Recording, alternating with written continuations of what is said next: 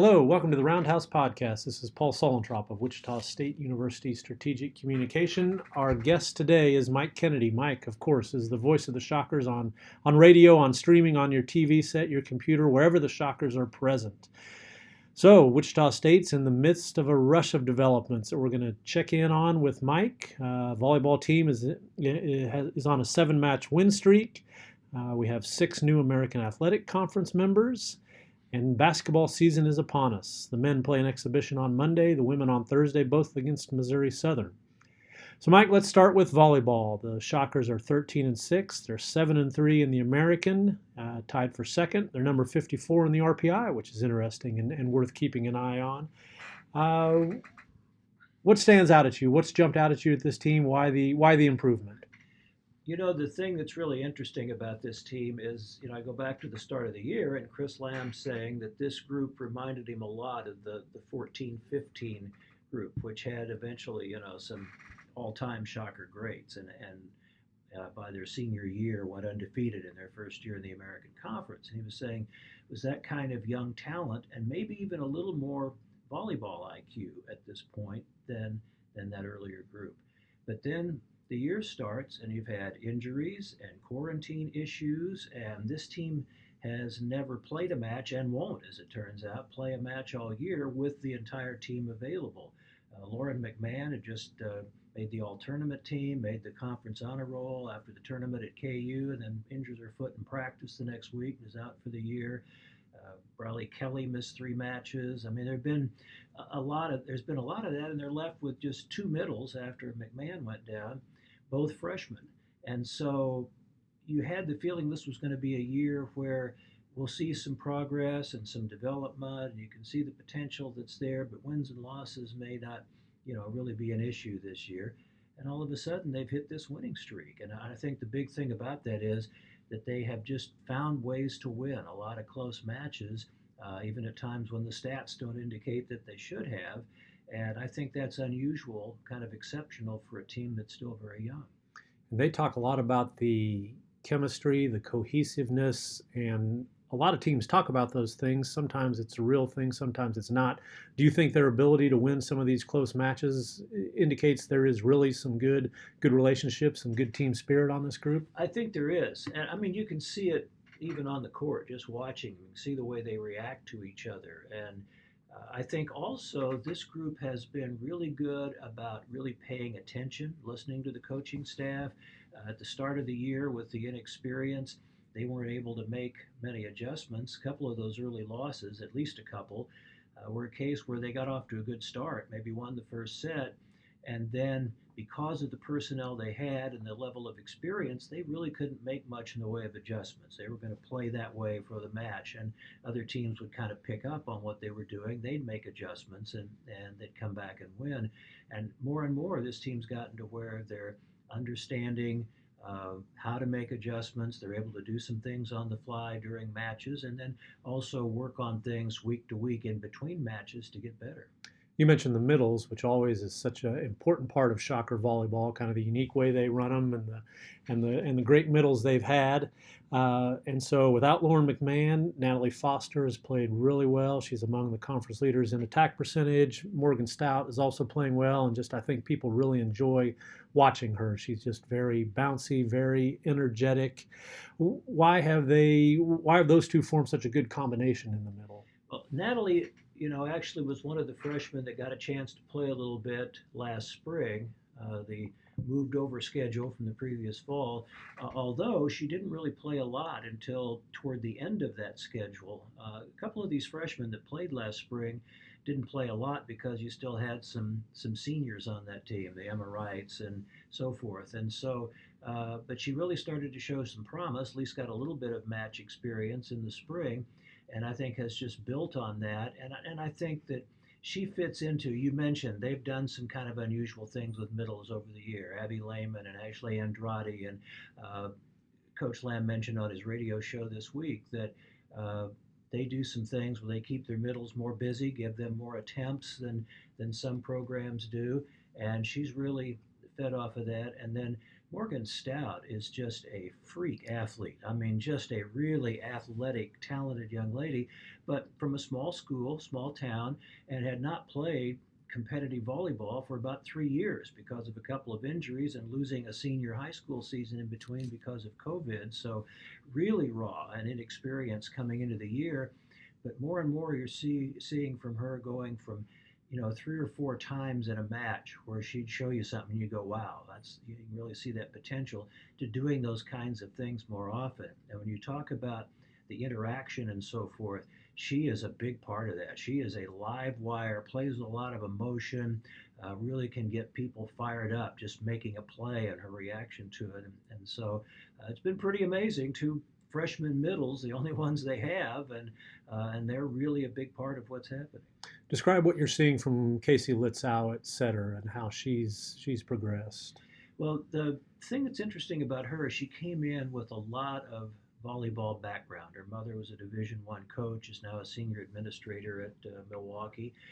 But I did not realize until just recently, Coach Lamb mentioned that actually she did some setting and they saw that potential in her when they recruited her, but she'd also played other positions. And so she wasn't maybe as experienced as a pure setter as some of the people they've recruited in the past. And it took her a little longer to kind of get the hang of everything than they thought it might. But she has really kind of latched onto it now. I know she spends extra time coming into the offices and looking at video and talking to the coaches.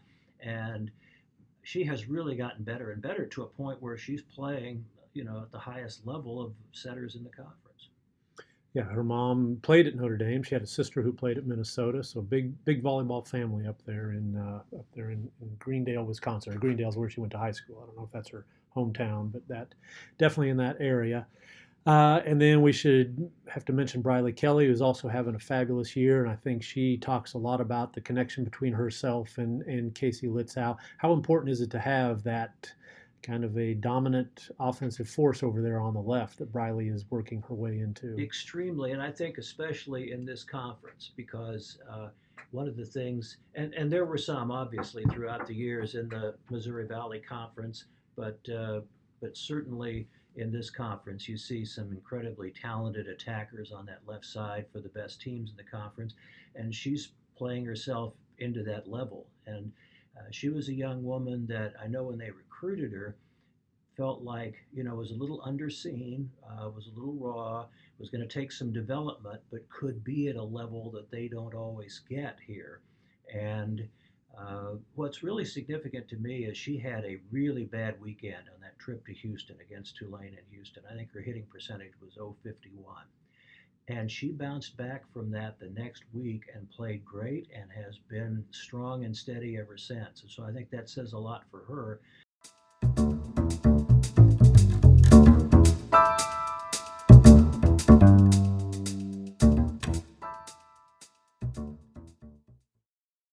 Okay, we've got Shocker basketball starting on Monday, 6 p.m. against NCAA Division II Missouri Southern. Mike, Shocker basketball, what interests you most about getting the season started? Well, I'm excited to see where it goes after last year. I thought that IB and the staff did a great job under kind of difficult circumstances. And in talking to him over the course of the year, I think that he handled it, the way it needed to be handled for a first year, for most of the year, interim type of situation. And I don't think people are going to see a great deal of difference in him, but it is his opportunity now to do whatever he feels needs to be done with the program and how he addresses the players and so forth. Uh, and I'm excited. I mean, I think obviously it appears they've done a really good recruiting job, and I think this is going to be a fun, exciting team to watch. Very athletic, deep, versatile. Guys can play multiple positions. Certainly, there's going to be some blending together at the beginning because you got 6 new people, but I think it's going to be a really fun year. What's your view on how Tyson Etienne has raised his game during his time here? I think it's just a tribute to the young man that he is and how dedicated he is to whatever he does. I had an opportunity to be part of his photo exhibition, and he's really good at that. And obviously, anything that he takes on, he tries to do it to the absolute nth degree. And I think that's what he's done with his game. And I think going through the NBA summer process, I'm sure was good for him. Just having them point out, okay, these are things you still need to work on more, and I think that will be beneficial. And I think he's kind of quiet in some ways, but I think he's a very good leader in terms of the example he sets and that sort of thing. So yeah, I've been very impressed with what he's done. And if anything, I think he's going to have more help this year.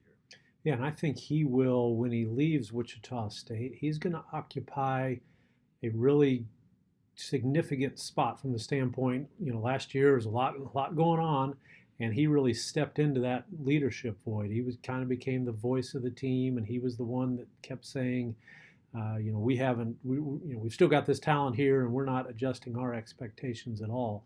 I think that will really reflect well on him, as his career goes on, no doubt.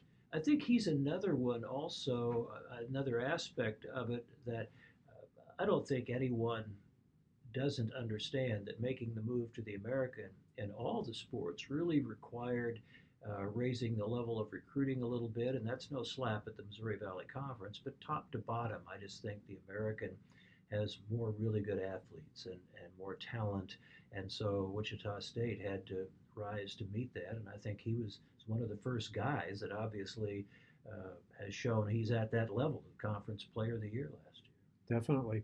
Point guard, Altery Gilbert is gone. Tyson will be part of the solution there. How do you see that spot playing out? The guy that really struck me when I first saw a couple of the practices this summer was Quay Grant. And I watched him and I said, wow, this guy can play. And I think he's made that impression with everyone that's seen him. Solid, when he handles the ball, the head's up, seeing everything. He's strong. He can get in the lane and finish. And he's experienced. Even though it's Division II, he's got plenty of college basketball experience. I think played at a very high level of competition in high school in Texas, and so I think he's going to be a big addition there. And then, Craig Porter showed flashes last year, but I didn't realize, and probably most people didn't, that he really was fighting a lot of injury issues all year. He missed a huge amount of time at the beginning of the year with the COVID stuff. So I think, and then there's just that natural jump from first to second year with JUCO transfers. I think that he's going to be another one that might surprise people this year. I would agree. I really liked what I've seen from Craig when I drop in and out of practice. I think he can really be a big part of this team. I'm going to ask you about Ricky Council. He seems like he could really be a key guy. He had some really nice stretches last season for a freshman, kind of slipped a little bit at the end, wasn't much of a factor in the NCAA tournament game. What's next for Ricky, and how do you see him maybe becoming more prominent, really reaching some of that potential I think everybody thinks he has? Well, certainly he's one of the most explosive athletes I think we've ever seen here. It's not exaggerating to say he can play with his elbows on the rim, and really showed flashes last year. I think the biggest thing, and I think this would be true with almost any freshman, is just learning when to go, when to do certain things, and when to pull back a little bit. I think there were times he maybe tried to make too much out of a play, maybe too much dribbling or taking it into too much traffic. But obviously the potential's there. I didn't think coming in that he was going to be a particularly good shooter, but I think that improved over the year, and I think has continued to. But what I've seen so far, both in practice and on Shocker Madness night, is just having adjusted a little bit to making those decisions, good judgments. And my gosh, he's explosive. He made a couple of plays to the rim in Shocker Madness that just took your breath away. And then, of course, IB has commented that he's really improved defensively. Always, of course, had the athletic ability to be an elite defender, but he's getting a better understanding of how to be in position and those kinds of things. You mentioned Quay Grant, the guard transfer from West Texas A&M.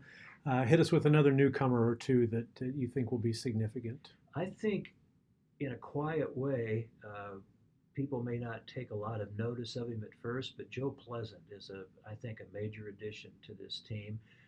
And I liked Trey Wade a lot. I think he's a lot like Trey Wade, only better.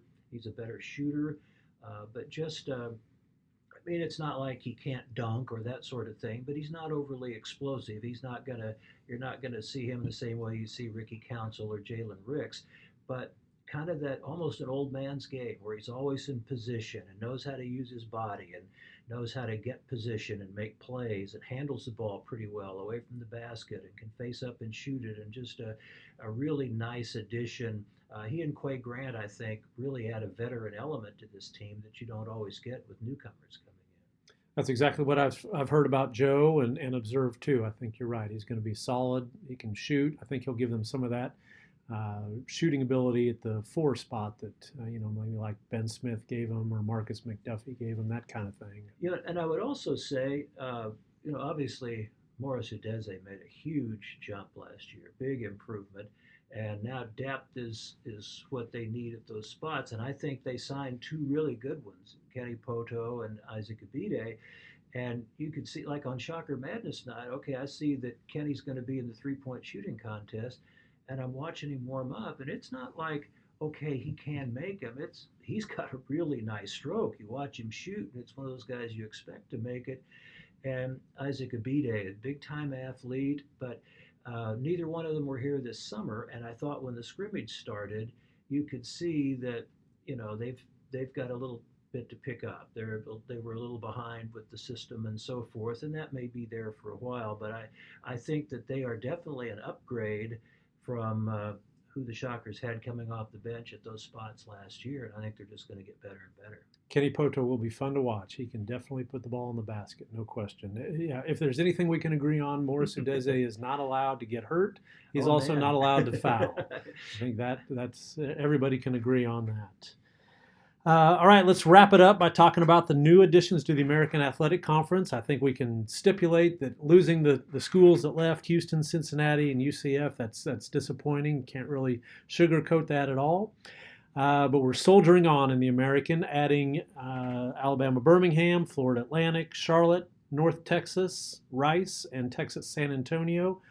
Did you ever see North Texas play when they were a Missouri Valley Conference member? Oh, yeah. Okay. Yeah. In fact, I remember my senior year at Wichita State and starting to do games on KMUW, and I was doing the game where Terry Benton had 29 rebounds against then North Texas State. Okay. Yeah. I think they remember like into the early 70s, maybe right, 59 from to 57, 58 through the early 70s. Early 70s. Potential upside, those seem to be the key words. What's your thoughts on the new additions? Well, there isn't anybody that's going to just jump out like a Cincinnati or a Houston among the schools that are leaving in men's basketball, but certainly there are some there with the potential to help the overall depth and quality of this conference. North Texas seems to be on the rise. That's one of those. UAB certainly has had its moments.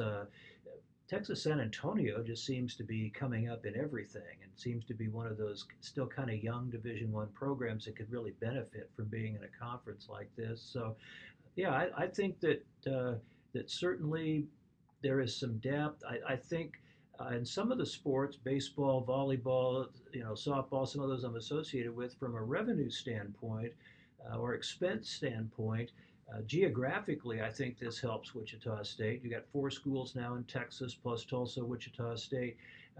There can be, some bus travel and some things that can just economically make sense, not only for Wichita State, but some of those new schools in the conference.